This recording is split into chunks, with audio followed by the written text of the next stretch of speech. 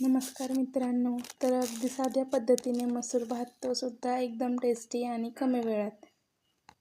चला तर मग अगोदर साहित्य बघून घेऊया काय लागणार आहे ते.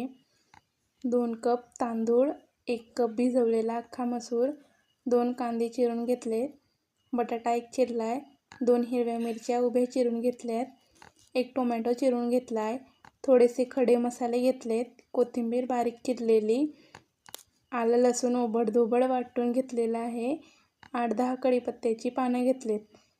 आता आपण फोडणी करायला घेऊया. तर फोडणीसाठी गॅसवर ठेवायची कढई टाकायचा 2 चमचे तेल, लगेच त्यामध्ये 1 चमचा मोहरी टाकायची, अर्धा चमचा जिरे, मग लगेच तमालपत्र आणि खडे मसाले टाकायचे. मसाले टाकले की लगेचच त्यामध्ये कांदा टाकून गुलाबी होईपर्यंत कांदा परतून घ्यायचा. आता बटाटा टाकायचा आणि परतून घ्यायचं. लगेचच टाकायची हिरवी मिरची आणि परतून घ्यायची. हिरवी मिरची परतली की 1 ते 1.5 चमचा आलं लसणाची पेस्ट टाकायची. आलं लसणाची पेस्ट तुमच्या खाण्याच्या योग्यतेप्रमाणे टाका, कारण आल्यामध्ये बऱ्यापैकी तिखटपणा असतो.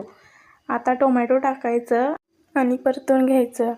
टोमॅटो परतून झाले की 2 चमचे लाल तिखट टाकायचे, अर्धा चमचा हळद टाकायची, अर्धा चमचा धनेपूड टाकायची आणि 8-10 कढीपत्त्याची पानं टाकायची.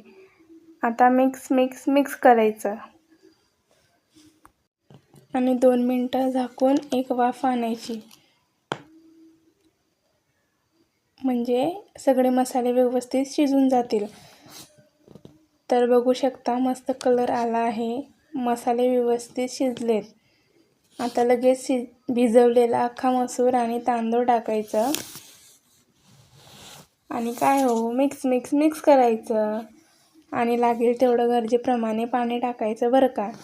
मी 2.5 ग्लास पाणी टाकलं आहे, कारण तो माझा अंदाज आहे. तुम्ही तुमच्या अंदाजाप्रमाणे पाणी टाकायचं आणि थोडं पाणी आटल्यावर झाकून द्यायचं आणि शिजवून घ्यायचं. कोथिंबीर बारीक चिरलेली टाकली आहे आणि मग झाकून द्यायचं. तर बघू शकता भात अगदी मोकळा झाला आहे आणि वास तर एकच नंबर सुटलेला आहे. तर रेसिपी आवडली असेल तर तुम्ही पण बनवा आणि कमेंट करायला मात्र विसरू नका. आणि कुकिंग कॉर्नर MH39ला लाईक, सबस्क्राईब, शेअर करायला विसरू नका.